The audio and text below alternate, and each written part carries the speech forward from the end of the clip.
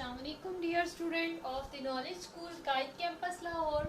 Hope you will be safe and fine in your homes. Students, our subject is mathematics for 6th standard. As you know, we are doing exercise 4A in our previous lectures. Now the question number 6.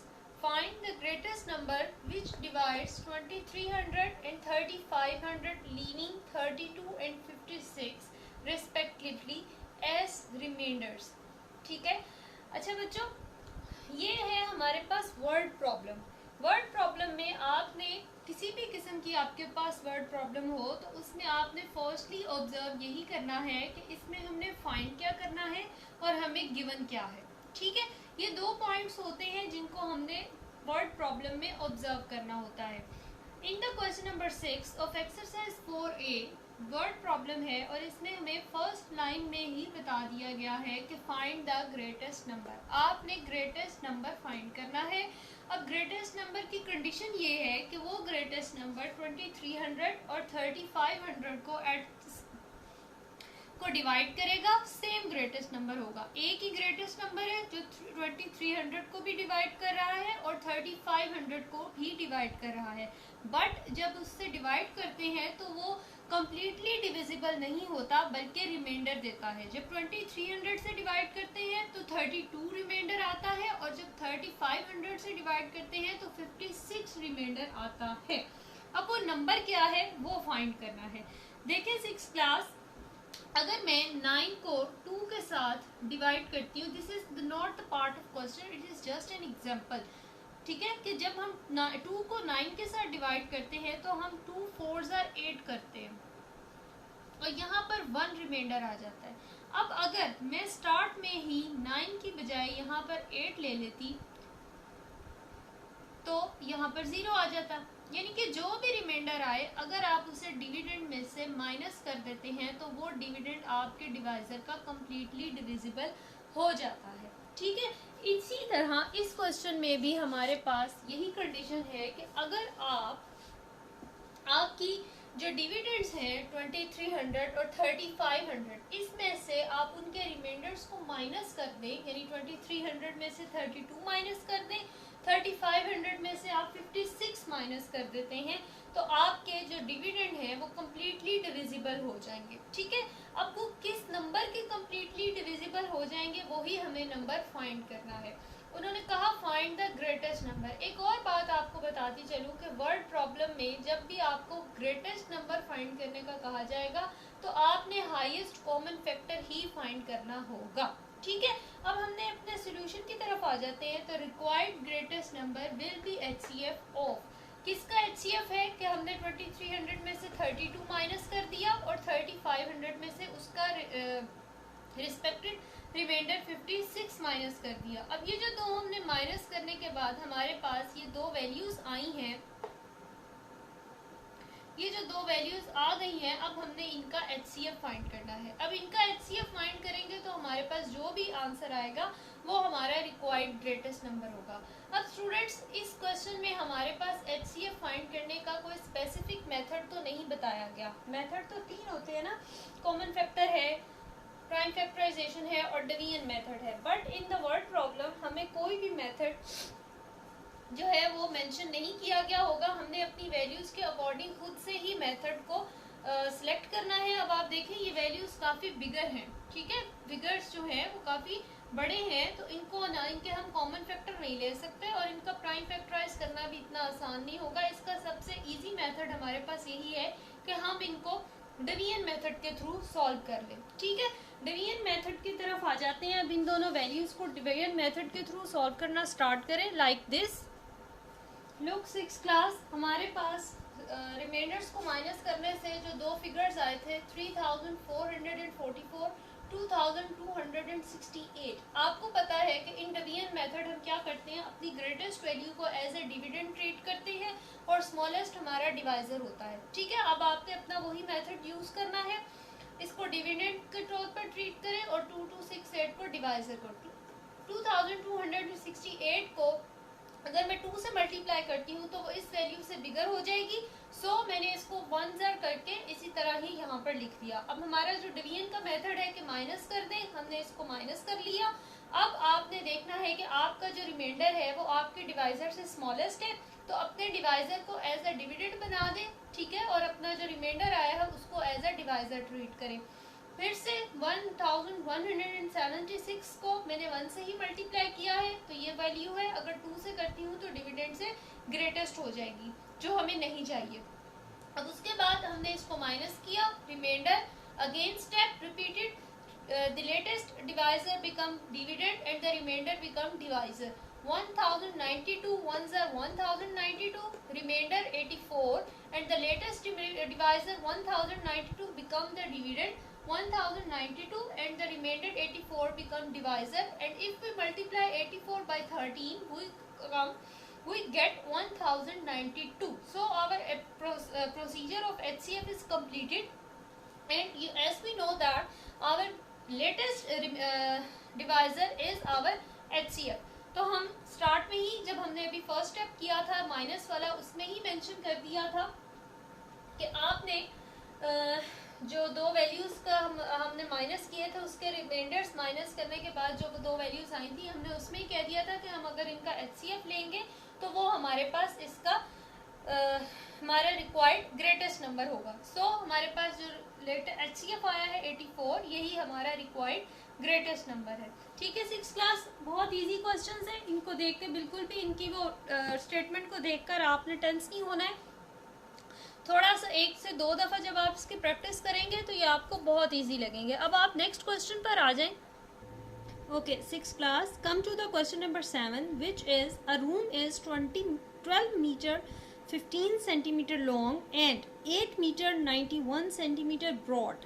इतनी सी statement में आप देख सकते हैं कि आपको उन्होंने एक रूम की लेंथ और ब्रेथ दे दी है। ठीक है, आगे आ जाते हैं। The floor of the room is to be paved with square tiles, कि उन्होंने उस रूम में जो टाइल्स लगानी है वो स्क्वायर होनी चाहिए। ठीक है, रेक्टेंगुलर शेप नहीं होगी, स्क्वायर होगी, और ना ही उन्होंने उसको किसी तरह कट करना है, कि सारी टाइल्स उन्होंने जो उस फ्लोर पर लगानी है, फिर से बता देती हूँ, वो स्क्वायर टाइल्स होनी चाहिए। अब आपने क्या फाइंड करना है, find the length of the largest tile that can be used.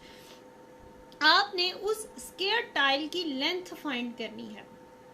ठीक है, उस स्क्वायर टाइल की लेंथ फाइंड करनी है, लार्जेस्ट स्क्वायर टाइल जिसे हमें कट ना करना पड़े, और वो जो स्क्वायर टाइल है वो भी क्या होनी चाहिए, वो जो टाइल जो है वो क्या होनी चाहिए, स्क्वायर होनी चाहिए, और मैक्सिमम उसका साइज क्या हो सकता है ये आपने फाइंड करना है। ठीक है, अब आप इसके सोल्यूशन की तरफ आ जाएं। Okay, look at the solution of question number 7। जैसा कि उन्होंने रूम की लेंथ हमें दी थी 12 मीटर एंड 15 सेंटीमीटर, और ब्रेथ दी है 8 metre 91 centimetre. In the first step आपने ये करना है, आप देखें कि जो आपको लेंथ और ब्रेथ दी गई है वो 2 यूनिट्स में है, मीटर में और सेंटीमीटर में। आपने इसको 1 यूनिट में कन्वर्ट कर लेना है। ठीक है, हम इसको क्या करेंगे, मीटर को सेंटीमीटर में कन्वर्ट कर देंगे, और जो सेंटीमीटर वाली वैल्यू होगी उसे उसी वैल्यू में ऐड कर देंगे, तो हमारी टोटल वैल्यू सेंटीमीटर में कन्वर्ट हो जाएगी।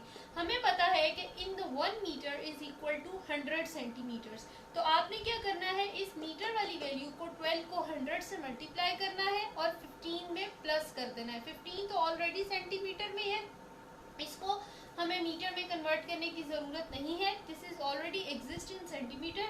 इसको ऐसे ही इस वैल्यू में ऐड कर दें। 12 को 100 से मल्टीप्लाई करके 15 में ऐड करें, आपके पास आंसर आएगा 1215 सेंटीमीटर।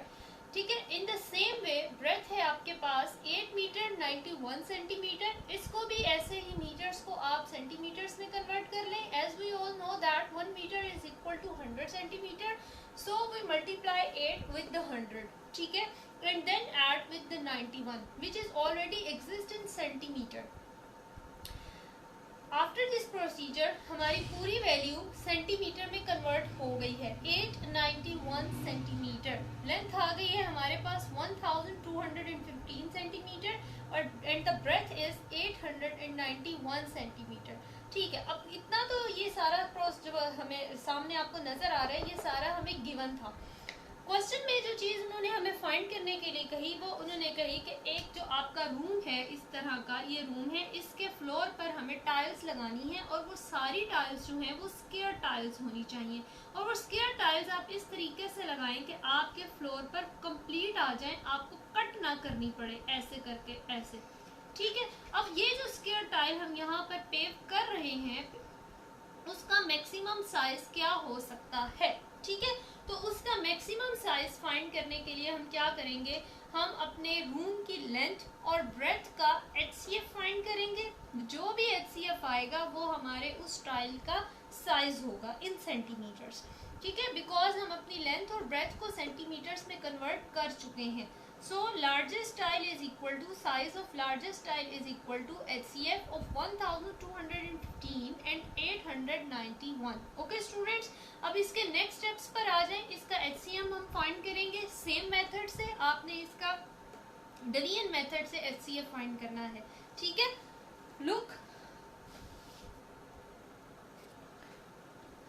जी स्टूडेंट्स, ये आपने जो हमारी लेंथ और ब्रेथ थी उसका हमने डिवीजन मेथड से इस प्रोसेस से HCF फाइंड कर लिया है, कर लेना है, ठीक है। आपको पता है greater value is used as dividend and smallest value used as divisor, ठीक है। हमारा जो डिवीजन का तरीका होता है, हम पहला स्टेप वैसे ही लेते हैं, 891 को 1 से मल्टीप्लाई किया तो 891, रिमाइंडर है 324 which is smaller than the latest divisor. अब इस डिवाइजर को एज ए डिविडेंड ट्रीट करें और जो आपका रिमाइंडर होगा वो एज ए डिवाइजर ट्रीट होगा।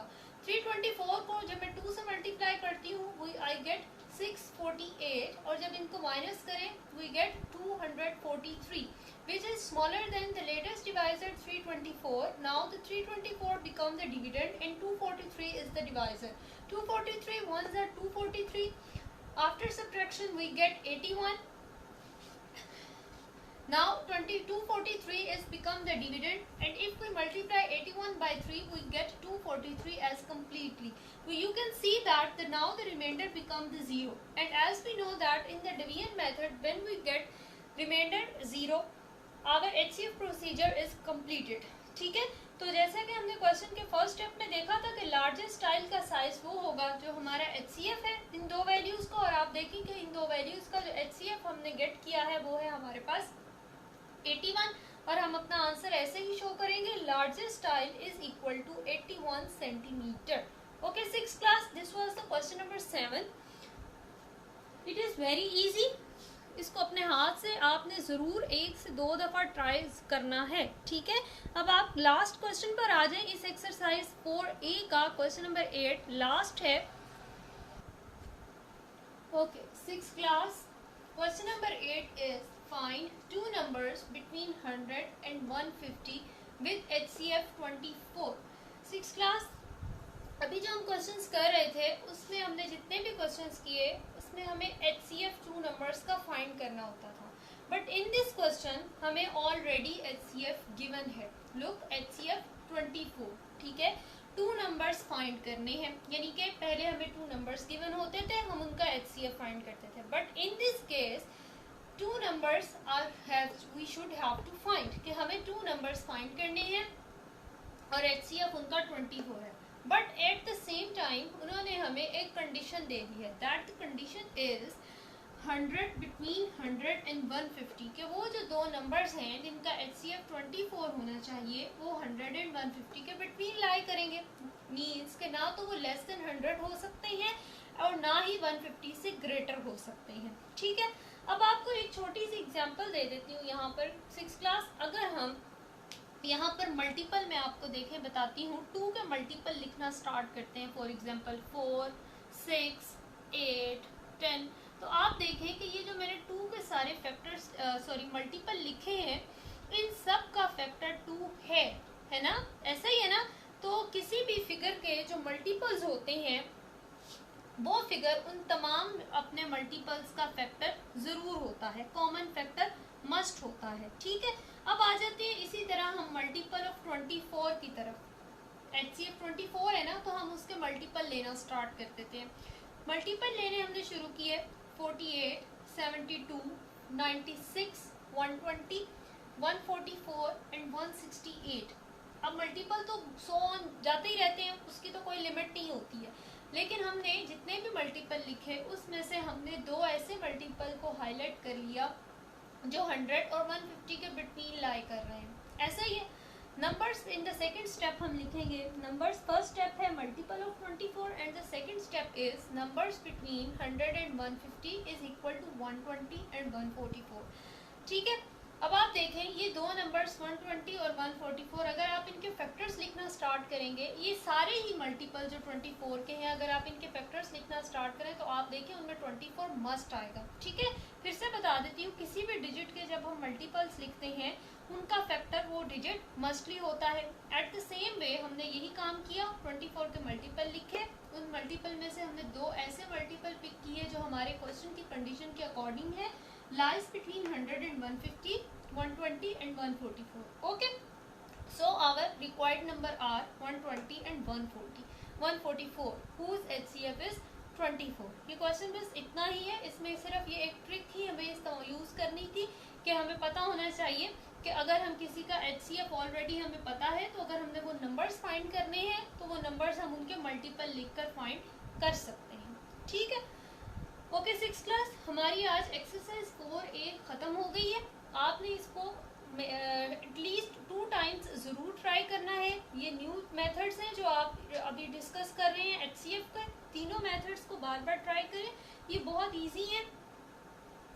ठीक है, अब नेक्स्ट लेक्चर में मैं आपको LCM के बारे में बताऊंगी। ठीक है, वो भी एक न्यू कॉन्सेप्ट है। ओके 6th क्लास, अल्लाह हाफिज़, स्टे होम, स्टे सेफ।